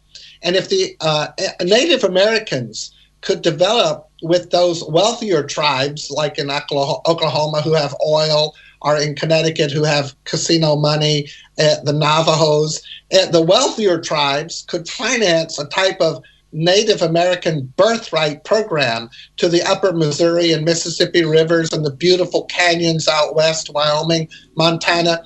It seems to me that you would develop natural ambassadors who may not be exactly in that culture 24/7, but would become natural ambassadors and defenders of the rights of those who choose to be there, as the Jews who choose to be in Israel have some of us as their ambassadors. It just seems to me that such an outreach program, an ambassadorial envoy program, could serve the interest of those of you who are on the ground and doing the advocacy. Does that make sense at all, or is that a good outreach approach that you could take? Well, some of that in a way is happening now. Back in the 90s, I taught at Colorado State University, and my degrees are all in natural resources. So we had a lot of Native American kids who came, and I ran an environmental center for the university as well. These kids would come and they'd last a semester or two because they just could not stand being away from their people, being in the middle of white people, on and on and on. That really has shifted dramatically. I'm actually going back this week to meet with some of those students so they can step up and help. So some of that's going on now. There is a big resurgence of interest in especially the younger Native Americans, and that's critical. A lot of the young Native Americans had turned away from the old Native American traditions. And I heard this from the elders, and I've seen it myself. The elders were too strict, too demanding, and some of them are now shifting as well. And so you're starting to see people out there who are ambassadors is not a bad word. That might be a good word to use. But who are, even though they're not living on the res anymore, they understand it and they're starting to talk about it and they're supporting it. So that's not a bad way to go. Well, you could use the word envoy. I mean, envoys work too. Go ahead, Kervin. I'm sorry. We're about half an hour away from finishing the show, and there's some points that I really do want to touch upon that I feel are very important to get across. From the very get-go, from the very beginning, all the way through, Jim has constantly talked about peaceful protest, appropriate demonstration, even the expulsion of those who come with a violent tendency. And that violence has no place in your protest in defending the rights of your land, and that I wholeheartedly, fully understand, and commend you for that endeavor. However, over the last week in particular, bearing in mind, I am not one who advocates violence at all. In fact, I am so with you on this, Jim, because I don't advocate violence in any order whatsoever. It never accomplished anything productive, in my opinion. But how do you continue to stand in peaceful silence while those who are supposed to be law enforcement officers treat you and your people like subhuman? I mean, some of the videos that I have seen, and we're not talking fake news here. You're quite right. There are videos and there is footage available on various social media networks. Even if the national or international news media won't report it, it is available. But some of the things that I have seen, some of the ways that I've seen people treated, some of the treatment that's been meted out to individuals who are peacefully protesting is absolutely grotesque and beyond comprehension. How do you continue to stand in peaceful, silent protest while you are continually subjected to the most provocative, confrontational and aggressive behavior which is meted out to you by those that are meant to be keeping the peace? That's one of the big questions for sure. I'm not up there now. I'm down here in Colorado. So for me, the people who are up there in the camps, they're the true heroes. How do you? I don't know. Even some of the young men up there who are really, they want to get it on, have managed to stay peaceful. It's not easy. It is much easier to become violent. I learned that when I was younger. And you're right, that accomplishes nothing. It's much harder to stand there and be peaceful and watch the people, yes, being treated as subhumans. But in many ways, that's what this country has done, especially to Native Americans, since the beginning. But it's also what they've done to any group or groups who want to try to change things, because they don't want change. So it's not really new treatment. It's just now we have people standing there with videos, with cameras, with live stream capability. So we can go in and see this for ourselves. We can see hoses shooting at people in 20-degree weather. We can see guys driving in their pickups, firing live ammunition out of the windows into groups of teenagers. We can watch it and be disgusted. Tell us, run us through two or three of the incidents that you know of where individuals have injured or come under some severe attack or been treated in the most inhumane way.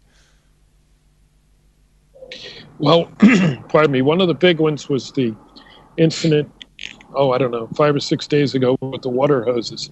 Mm-hmm. They turned the water hoses on the people. At the same time, they were shooting them with quote-unquote non-lethal rubber bullets. Well, let me tell you, a rubber bullet... Right out of Israel. Out of Israel. That's right. Absolutely Bastards. Right.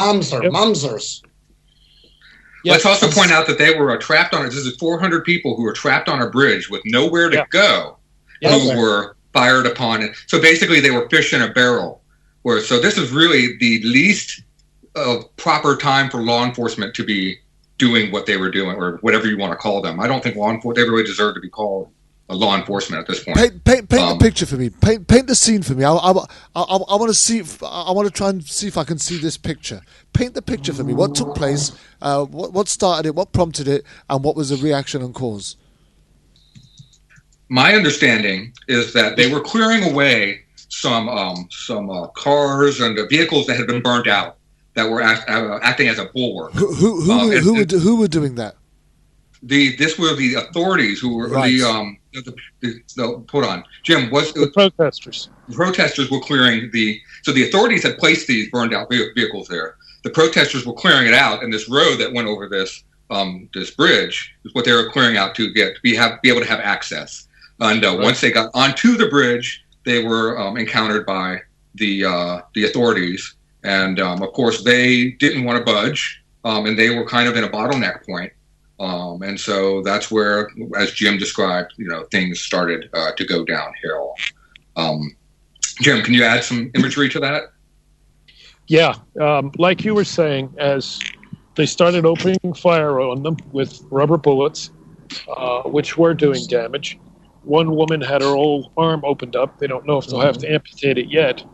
Another was shot in the eye, several in the back of the head, because those bullets are frozen at that temperature. Then they turned on the hoses. Now these people, at least 400 of them, were trapped, as Adam said, and they would not allow them to get off the bridge. They just kept firing at them, forcing them into the water. So I talked to... and don't forget, they've arrested more than 500 people since August. 500. Yes. Most for nonsense charges. And they changed the law. Apparently now in North Dakota, if 2 or more people meet or gather in order to cause dissent, they're terrorists. So now they're claiming that they're internal terrorists. I want to take a second. And also the governor, I think his name is Dalrymple or something. He's Dally Pimple on my butt. He is demanding the federal government take this violent action. And the president has said, maybe we can reroute the pipeline. But the Kelsey Warren, who's head of that Texas pipeline group, the Energy Transfer Partners, has said, that's out of the question. We wouldn't do it.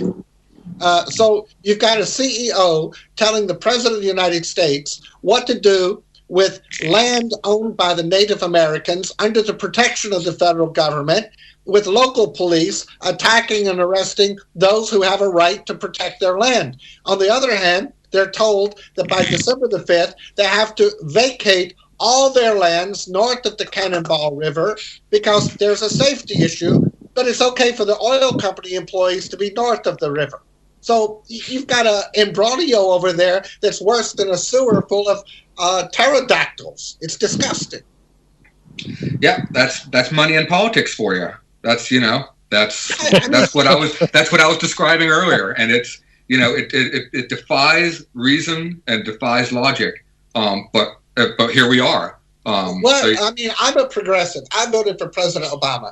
I do not understand, twice, I do not understand how the president, I understand he's a no-drama Obama. I understand that. But why does he say he's going to let this play out for a few more weeks? Why doesn't he just say to the Texas Oil Company, guess what? This is federal protected land belonging to the Native Americans. If the other route doesn't work out for you, thanks for trying. Now get your ass out of here. I have a very simple answer to that. Obama is not a progressive Democrat. He's a moderate. So he has, as much as I like him and as much as a lot of us like him, he still has big government ties, and that's just the nature of our beast, and it's a formidable beast. What do you think Bernie Sanders? I know this is conjectured history, but what do you think Bernie Sanders would have done? You think he would have done any different? I mean, really? I mean, Bernie Sanders would have tried to do something different, but Bernie Sanders, if we think we saw obstruction with this last government, I couldn't imagine what kind of obstruction we would see with Bernie Sanders as a head of. They burned down the Capitol. There'd be a Reichstag burning. They would. I mean, and you talk about having, an African American as a president, having a woman as a president, having a Jew as a president would be a big deal too. And a socialist Jew.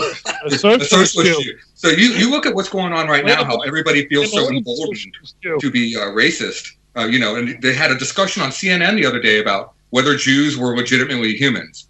This is going on, like before our eyes. If Bernie had been elected president, I mean, those people would have come out of the woodworks with twice the power they are right now.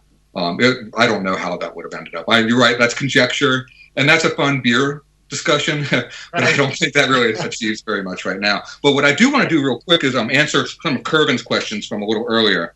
What I want to tell him first is we're not actually being silent. We're doing what we can, but don't mistaken the media silence for our silence. As Jim mentioned, we're out there, I'm talking about myself and other people, are out there filming, recording, creating media. I mean, for the protest that we had a few weeks ago here in Florida, I created some media that got over combined 50,000 reach, and being able to get this stuff out. Since the media is not on our side, we have to be our own media. So we're not silent. We're yelling as loud as we can, but we're basically yelling on an airport tarmac with a bunch of airplanes on the tarmac with us, flying, with their engines running. We need to get our voices louder by getting more people in with us to voice their voices with us.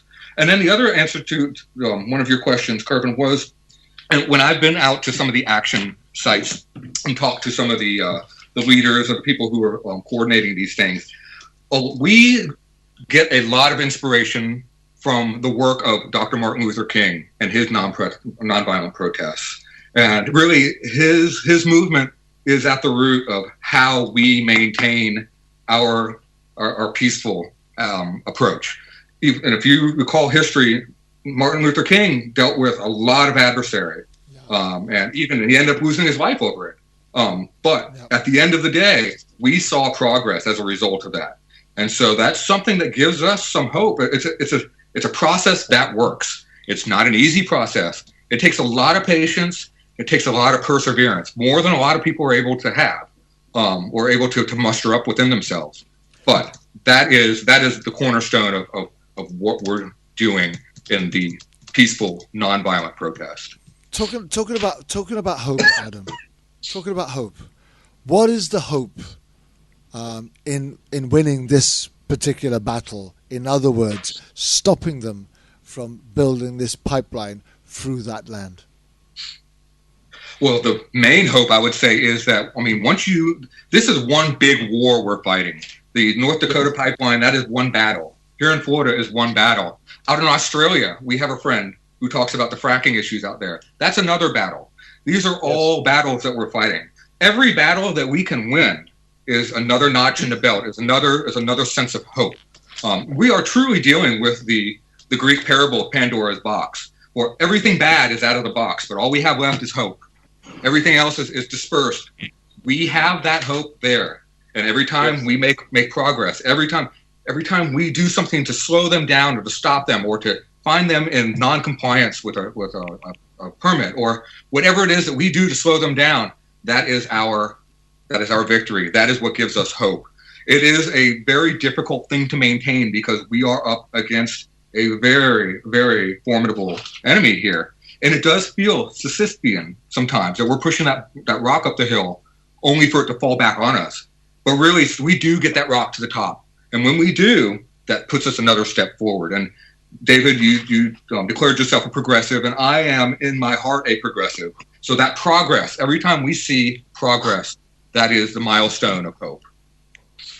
We just have to make sure we don't have a bird eating our liver out every night that grows back the next day weaker. The Prometheus, the curse of Prometheus. Exactly, Prometheus. You know it very good. That's funny. I was just thinking of that image as you said that. Well, okay. Great minds think alike, you know. It's like I told Dr. King. Dr. King, you said you have a dream, but I think you're having a nightmare. Something like that. If I were a political cartoonist, I would draw Prometheus with his liver being torn out by a hawk, called the Hawk the oil companies, and Prometheus being, the water warriors. And the neocon chicken hawks. Yes. Okay. Plain devil's advocate. One thing I keep. Let me just drop one more question in there. The fact that Trump has presumably won the election and will become the next president of the United States of America, does that make the inevitability of this pipeline running through Dakota more imminent, in your opinion? It's hard to say because what he's doing is helping us bring the groups together. And what Adam was saying is really, really important. We can't just concentrate on one battle. If we do, we're going to keep losing battle after battle. If they win or lose in Dakota, either way, we got to keep going. And that's the best way to respect and honor the people up there. If they win or lose in Florida, we have to keep going. When Trump comes in, I have no doubt he's going to push like hell, not only for this one, I'm sure he will reauthorize the Keystone pipeline. He is going to add millions of people to our ranks because people don't like these pipelines. We are educating about that. It seems like sometimes we're, pushing sand against the ocean, but we are educating, and people are saying, I don't want that in my backyard. So whatever Trump does can be undone, I guess is what I'm thinking. When Bernie gets my fear is this. Here's my fear. Donald Trump promised the middle class, working rednecks, excuse my language, jobs. So I can't see Trump doing anything to stand against this, because when he starts running these pipelines, or they get the go-ahead, or they decide to go ahead, in some of these states, these people that voted for him on the promise of these jobs that he would create from somewhere. So I don't hold up much hope for Trump being a positive influence in any way, shape, or form. Well, let me tell you. Let me give you maybe a little bit more of a quick civics bit on what's going on here. So yes, Trump. We have Trump as the president-elect. And the president is the head of the executive branch and has a certain amount of powers, but really, with Trump, we have a really interesting thing about to happen. So our government is now Republican in the legislative branch, Republican in the executive branch, and they're going to appoint a heavily conservative Supreme Court nominee, which will make the Supreme Court also very heavily Republican. We also are one state away from having the majority of states necessary with GOP legislatures to pass constitutional amendments. Our problem right now really isn't Trump as much as you think it is. He really is more of a subterfuge. He's more of a sleight of hand that I feel like the GOP is doing. They have a lot more control over him than you may think. The guy is dirty as hell. He is just an impeachment waiting to happen. But he can't be impeached if the Congress is run by Republicans. So if he crosses them in any way, they're going to kick him out, and then we're going to have somebody even worse than him, who's Mike Pence. Yeah. So the dominoes, and then if something happens to Pence, the dominoes through the cabinet just gets worse and worse and worse and worse and worse. So really, we talk about what we fear about the Trump administration by talking about Donald Trump, because as he wants to be, he's the center of that attention. He is the face of that. But just like in all of his businesses, he's just the face. He's just the name on the building. He's not actually the building. He didn't really build that stuff. He just amassed a shitload of debt and did that. And he's going to do the same thing with our country. But we have to be more concerned about these Republicans. And here in the United States, if you're listening here and you don't like what's happening, we have in 2 years, you need to mark your calendar for voting day in 2 years and make sure that you take back the parts of government that we can so that we can bring a balance of powers back. Adam, I'd like to, it's really important I add something here, Kervin. Please do. And Adam. Adam said earlier on that what we have as a problem on the progressive agenda is spineless progressives and Democrats. They're spineless. He said early on, if this had been reversed and Trump had 2 million more popular votes and Hillary won by the Electoral College, we'd have a disaster in this country with protest and burning down buildings and cities and accusations and hearings and impeachments. It'd be all insane. It'd be like Florida all over again, but 10 times worse. But we take it easy. Obama tells people, come together. Hillary goes off and curls up with a book and walks her dogs. The only one with any guts is Jill Stein at the moment. And if we are going to be spineless progressives and Democrats, then there is no way for the future in this country without a third party that will answer both the Democrats and the Republicans and make things so obstructionist that neither can ever get anything done again. And I wanted to harp on that point because Adam brought it up. We are spineless on our side of the aisle, and we are either going to have to buy some Viagra for our spine and fortify it, or we're going to go right down like all Limp Schmanza in the history of the world.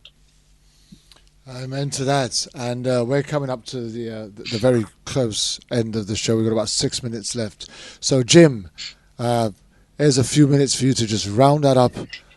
Tell us what you want, what you expect, what your vision is, and where you see this thing going. Wow. Okay. Boy, we covered so much territory today. I guess going into that, I don't know exactly what to expect. We're just talking now about Trump being only a figurehead, and I totally agree. He's as controlled as anybody. What I'm thinking back as that's being said, just a few months ago, everyone was saying there's no way Trump could ever win, and the Republican Party was going to collapse. It would no longer exist. Well, look what's happened. The exact opposite. So there's no reason that we can't come in with a proper group of people who want to do this in a whole new way and pull the rug out from under the Republicans. I really believe that. If I didn't, I'd probably give up. How's it going to play out? Wow. I'm not sure. The next couple of months are going to be very timely. You could not write a script like this. Right now, you've got close to 10,000 people massed up in Standing Rock. You've got, I'm told, anywhere between 2,000 and 3,000 vets heading to that place right now, and that could grow a lot by the time they get there. They anticipate being there on December 4th. On December 5th, the main camp is supposed to be deserted. The pipeline company is saying if they don't have the pipes under the river by the third week in December, that they won't be able to do it. So you've got all these things coalescing now at one time. I'm not sure what's going to happen, but it's going to happen, and we have to be ready. We have to be ready to stand behind all the fights wherever they are, and know that any one battle does not make a war. Last shout on you, Adam. So one thing I want to mention is, so Jim and I, one of the things that have brought us together and what we're working on together is to get out and bring a lot of these groups that we're talking about, how we all are fighting our battles in different parts of the nation, parts of the world, try to get us together more so that we can start helping each other fight, so this becomes a war that we're all part of. Here's the thing for me, personally. What happens up in D.C., Washington, D.C. is a long way away from here, and also the trickle-down effect from what happens in the federal government versus what happens where I live. There's a stretch there. There is some separation, and within that separation, we can often find the room that we need to do what we feel is right. And so, like with my Safe Water Waters Now project, what I'm doing is I'm operating at a grassroots, state, local level. And we need to see a lot more of that. People getting together on a local level, because the locals, we talked about tribalism earlier. People who you live around, those are your tribe. So those are the people you need to start working with. And then once everybody starts to get together on those small levels, it works upwards. And that's the spirit of all grassroots movements. So I'm working with Jim to reach those ends. But I'm also doing my documentary to do exactly that. I'm going around to different parts of the state of Florida and talking to people about their attitudes about water and their connection with water. And I'm taking their differences and their similarities and comparing and contrasting them all together so that we see this collage, this mosaic that all fits together and creates a greater picture. Amen to that. Water is life. David, Water is life. David, you've got 60 seconds to sum it up. I can do it in a shorter time than that. First, I want to thank Jim and Adam. I feel very privileged to be with Men of Action on this show. Second, I am a firm believer in education, and the only hope for this country is education. And yet the Republicans are determined, and the wimpy Democrats are going to let it happen, to destroy our public education system, which is the jewel of our country's freedom. Trump has just appointed a billionaire sycophant in Michigan named DeVos to destroy the education system by creating charter schools, which are nothing more than, quote, religious institutions to ensure segregation among the races. And so I have to end today's show on a sad note, that I fear the only hope we have is educating the young people, but we're not going to do it because of Trump. Amen. Well, I just want to take this time out, guys. We've run out of time. We've got 20 seconds before we finish. I just want to thank Jim and Adam for joining us on the show. Once again, my co-host, Dr. David Romay, for a fantastic opening and finish. And we will update you on things that are going on in Standing Rock, where water is life, and life itself matters. I want to thank you very much from World Jam Global Radio, Issues Today. It's time for us to move on. We're out of here. We'll see you back next week with another exclusive show. Water is life.